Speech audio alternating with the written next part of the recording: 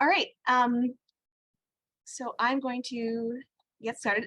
First of all, I would just like to say, if because there's so few of us, if people do want to turn on their cameras, I would love to see some faces.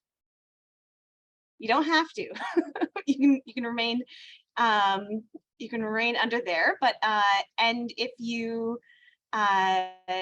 you know, we're gonna have, I'm gonna give my presentation, but we're also a small group. And I'd say I've met or know, 3/4 of this group, so I'd love to have a discussion afterwards. I think that would be helpful for a lot of us.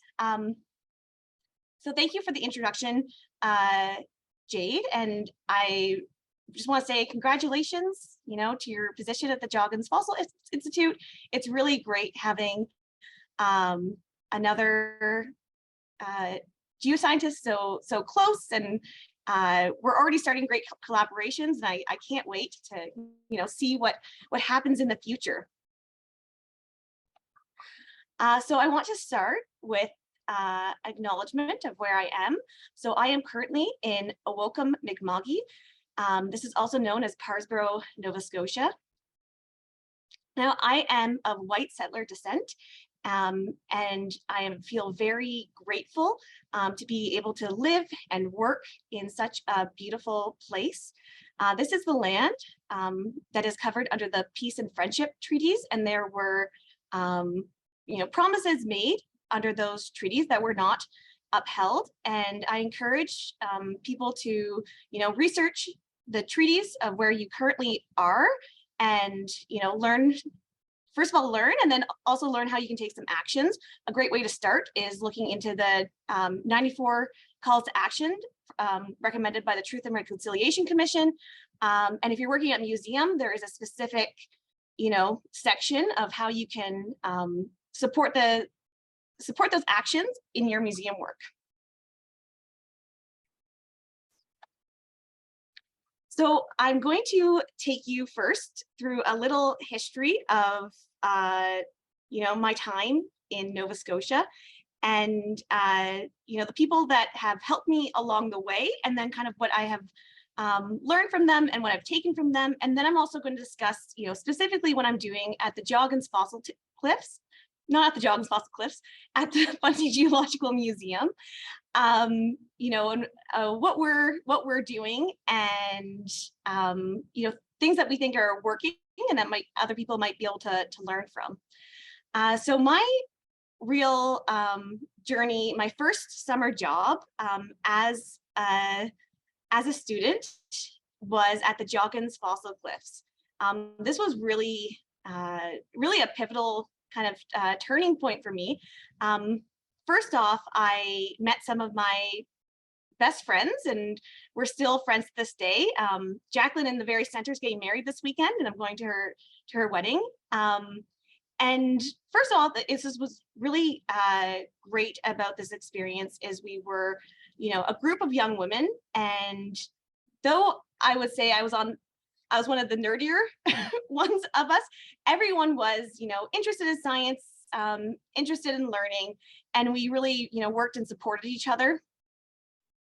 As I work as interpreters and summer students at the Cliffs, we also had great people, to work with. I want to give a special shout out to Dana Brown. He has his own little cutaway picture. Dana has worked as an interpreter at the Joggins Fossil Cliffs for many years, and he has taken so many summer students under his wing and really showed them the ropes. He's the first person to take me out, show me how to find fossils, show me how to identify them, and really got me interested in fossil hunting. And though he'll never smile in a picture, Dana is just so enthusiastic about his work, and he really shares that with people. And that, as much as you can learn about your subject, if you don't have enthusiasm, it's really hard to make other people care. So that's one of the things that Dana really instilled in me. I also want to do another shout out to Dr. Melissa Gray. She was the first female geoscientist that I really got to learn from and work with. And she was just so, giving with her time and her expertise, and really did, was really encouraging of my interests of pursuing geoscience, and really, helped those that were interested along the way.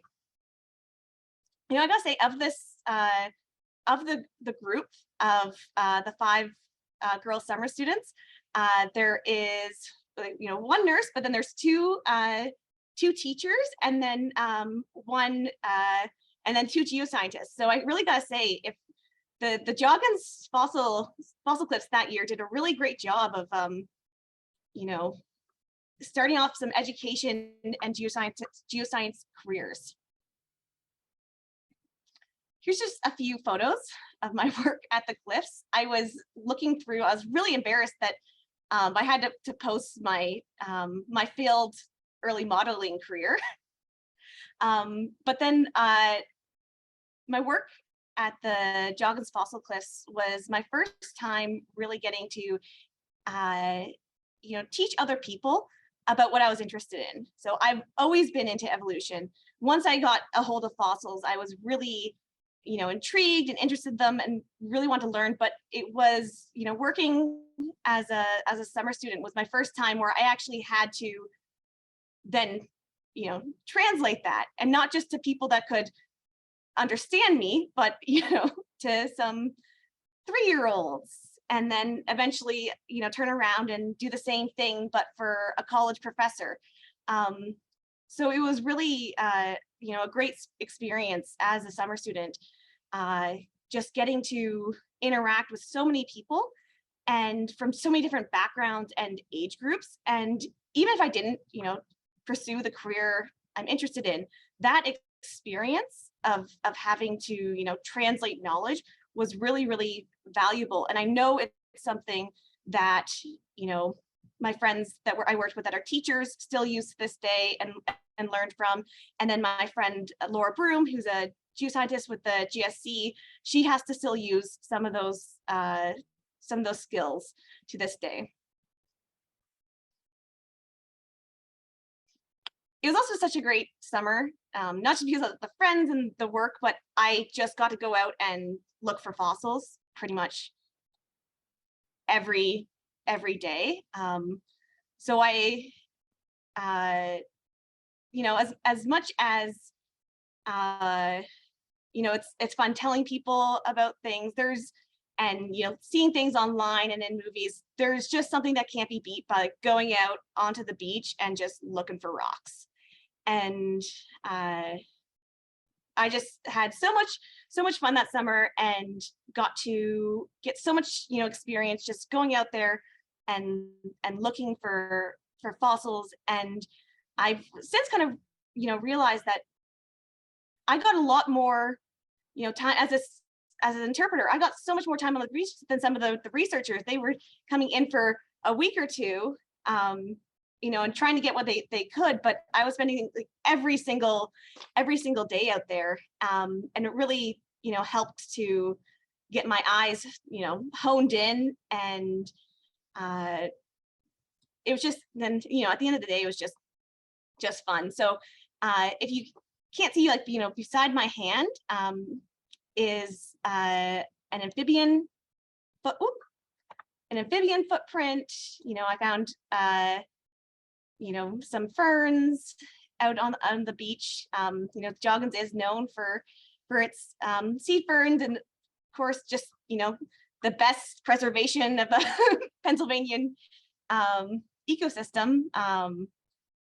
I had to I had so many pictures of just me with like a stupid smile next to fossils. Like I have to tone down how many of these I can put in the presentation. Just me, with some just general plant debris, but I was just really excited about that day. So after working at the Joggins Fossil Cliffs, I was still a student at Acadia, and my next work term was completely different. This is where I really expanded my knowledge from, just, thinking more about evolution and fossils, and then getting really much more broad into just general Nova Scotia natural history.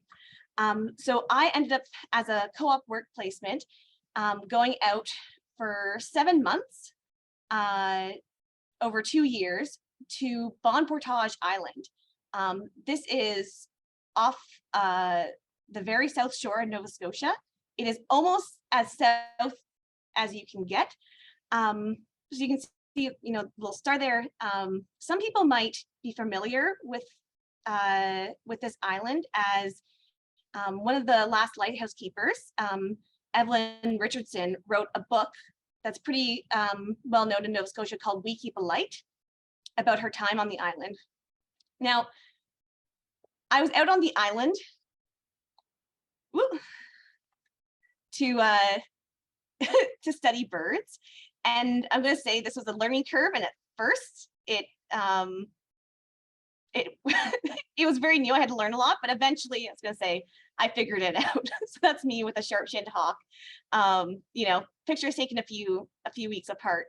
So I was out on the islands assisting 2 master students. So they're pictured. So Morgan Brown and Dominic Cormier.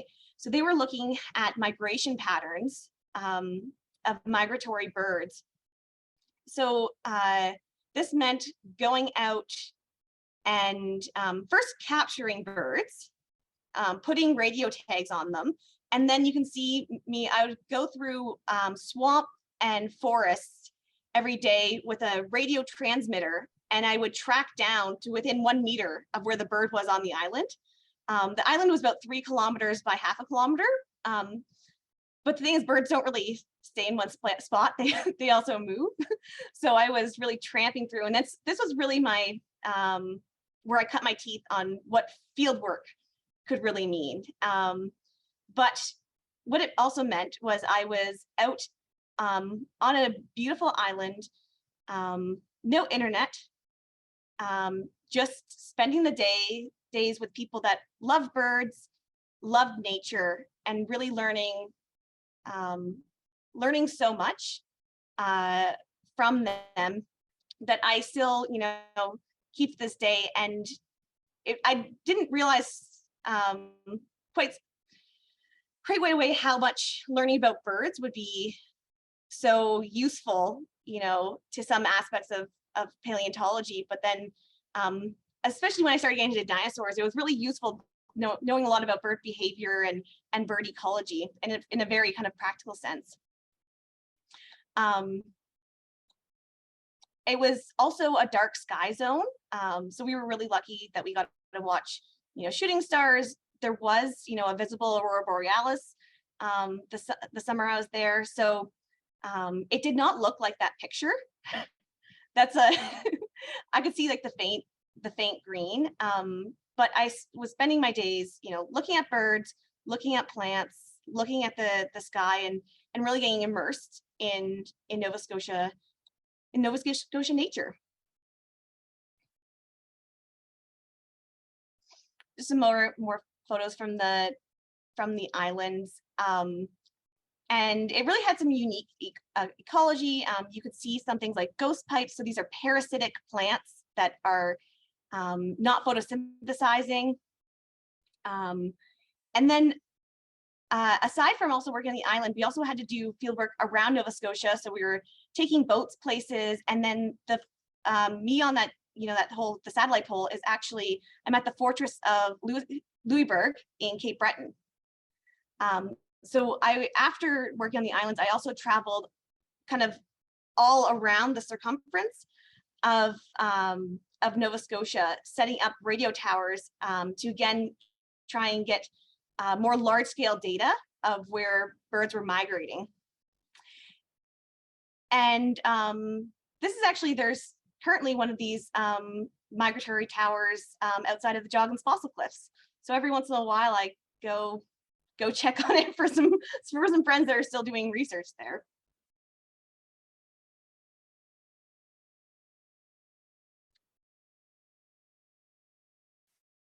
So after, my time at Acadia, doing, learning a lot as a student, I was very grateful to be part of the cooperative education program, because I got some real hands-on experience. I started my my job at the Fundy Geological Museum. Thanks, Tim, who's joining us today. So the museum, we are known for having, Canada's oldest dinosaurs, and we also have a really great and rich mineral and, just general geology collection. But the thing that's really, I think, special and great about the Fundy Geological Museum is that we, really work to serve as a community space.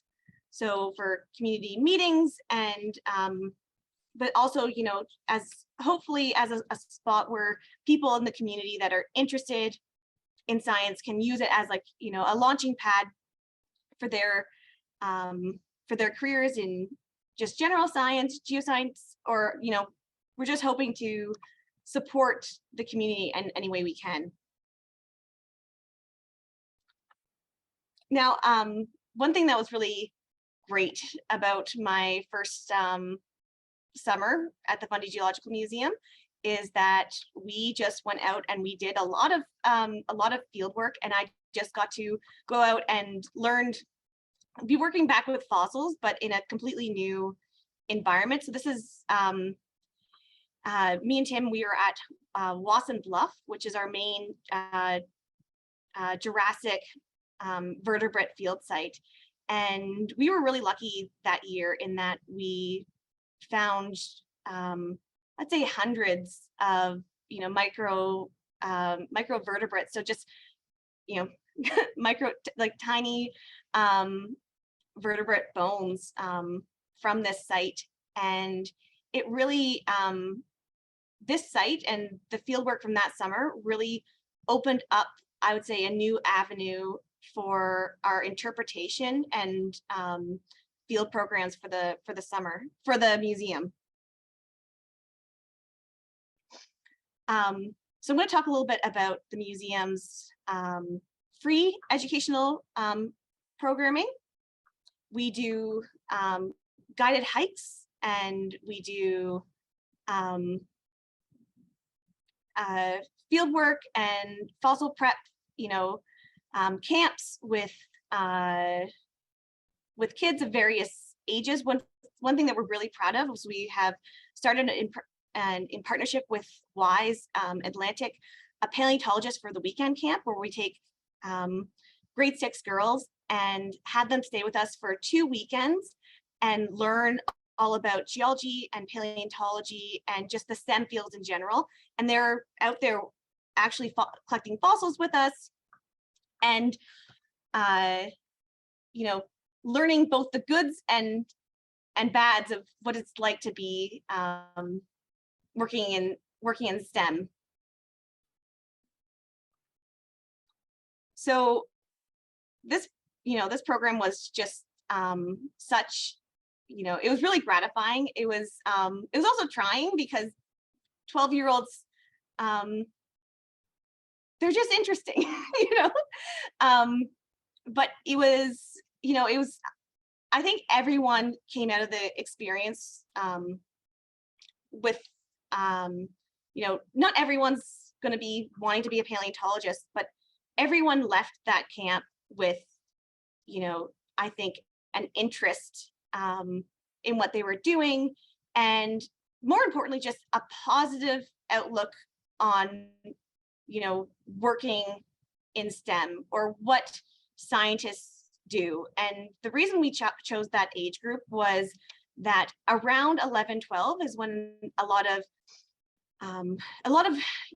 girls start to drop off in their interest in science, and this can have, some of it's due to societal pressures, but we wanted to capture that group like at that pivotal point, and hopefully, not that our goal is to make everyone a paleontologist, but hopefully if they want to be a paleontologist, they can see that that's a path that they could pursue.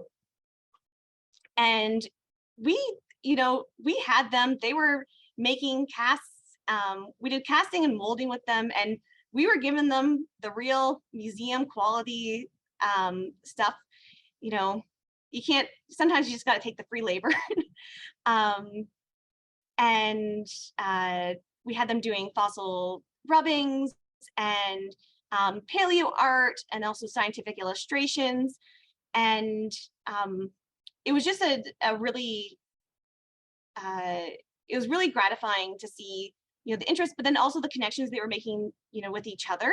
And I think that was really helpful. I was just thinking back, you know, when I was a older, but a student at Joggins, is that one of the things that was so great about that summer and kept my interest in paleontology was that my friends were also doing it, and we had a support network. So even though as a younger age, I know that, you know, friendships were made, and some of these, you know, young women weren't fitting in with their current peer group, but they were making these connections with some people that were from other parts of the province. And I think that's was really important. Now, another program that we started that's kind of morphed has been our Young Naturalist Club. And this is just, you know, open to kids, mostly from the Parsboro area, kind of, you know, around the museum, but just to teach them about all sort of aspects of natural history. And this is where I got to, you know, we talked about fossils and geology, but I also got to share my love of birding and with them. And that was just one of, it was just so great to have them out, like looking at all the ducks around the museum and pointing things out, and really getting that, like, you know, that feedback from them that this is something that was cool, and that they didn't, you know, all these kids had passed all these ducks and birds countless times, but then, you know, they would come back the next week telling me about where they'd seen them last, or how they saw them in new places. And that was just really, it was really great to know that, you know, again, I'm not making the new crop of top ornithologists, but the fact that these kids were, you know, noticing new things about their everyday environment was really great. And it was kind of carrying on to a few different aspects of their life. So, you know, all our free programming, it kind of gives you the the warm and fuzzies, but we're also have done, you know, a lot of work on making some new revenue generating programs at the museum. And, you know, this has some different goals. You know, we still want to be inspiring, like if there's people that are interested in paleontology, we want us to be inspiring the new generation, but we're also, you know, trying to tap into like a new market of people, and, you know, using these programs to support some of our free programming. Now, one of the first things, and Tim was part of this, was making our title reveal program. This is where we had people, you know, first of all, take a boat ride out to our Wasson Bluff Jurassic field site and join him and I for the day, and you know, get to work with us out in the field. But then when we got you know, after a few years in a new curator, this program really changed into our fossils on horseback experience. Now, our new curator, Danielle Serratos, is a very accomplished horsewoman, and she, you know, kind of took the, instead of taking, you know, a boat ride out to our site on the beautiful Bay of Fundy, we partnered with a horse ranch, and we did a horse tour out to our field site. And then, you know, it was often families would, you know, park their horses when they got to our site and then join in our fossil expedition. And, you know, this was a great program because it's a lot of the people that were doing this were kind of just interested in horses and interested on going on a horse ride in the Bay of Fundy. But then we also got them to actually work at an active dig site, and they were out there collecting fossils with us. And that's something that hopefully sparked some new interest. And it's for me, I don't have the goal of hoping that they remember, the names of all the dinosaurs I told them, but I do hope that, some of these people that joined us just left with an appreciation and, wanting to learn more and about the geology, or, the Bay of Fundy, or if they weren't from Nova Scotia, their own homes. And so we have some of our higher end programs, but then we also have our kind of our bread and butter, which is our general beach tours. And so this is where me and my summer students take people out to our dig sites, a few times a week when the tide allows. And though they're not, getting the horseback tour out and actually getting to join us also with the dig, they do get to go to the active dig site. And we do give them the opportunity to, search the cliff for fossils. And luckily we have like a nice color differentiation between the cliffs and, what we're finding. So we can show them a few examples, and then they can go out and, this is like, just have a picture of like a little scoots, but an osteoderm from a creature called Protosuchus, which is a type of crocodile. And I've had so many just little kids, adults out in the field find these, and then you get to put it in the bag and record their name. And it's not just for show. These are things that we are collecting, and it's going into our permanent collection. So that's it's really great, getting to bring people out to these sites, because in Nova Scotia, fossils are they're the property of everyone, and the museums are just the stewards. So it's great to be able to connect people to this aspect of their natural history.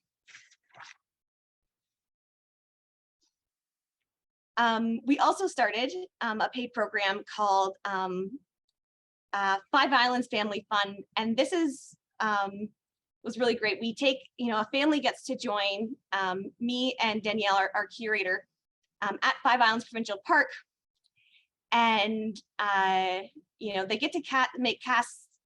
They get to make fossil casts with us, and then join us on a beach tour. And it's really great because it's just a small family group, and we're with them for 3 or 4 hours, and we get to make a lot of one-on-one connections. And what's really great about this program too is we get to see them making connections together.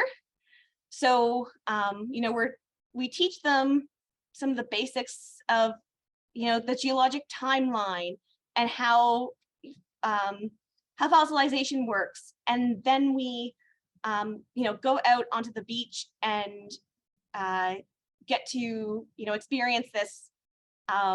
experience this together, and they get to make observations, and then you actually get to see the family talking together, and then kind of learning as a group and off each other. And as much as I love it when people ask me questions, the thing is, especially with kids, is that their parent is their trusted person, and when they're talking and making those connections together, they're actually more likely to remember it and take it away. And even though it's sometimes you wish that instead of the kids asking their parent what the rock is, that they would ask you, it's still a really great chance to help facilitate some family learning, and them making connections together and making observations.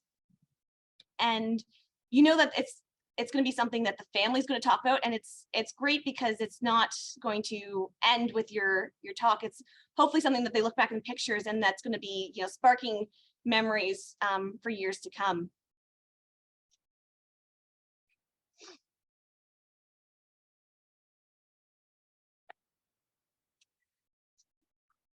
So, I've done, a lot of talking at this point, and I, really want to thank everyone for, listening to, some of my experiences and what I've learned, along the way. And I'm happy to, you know, take some, questions about what our museum is doing.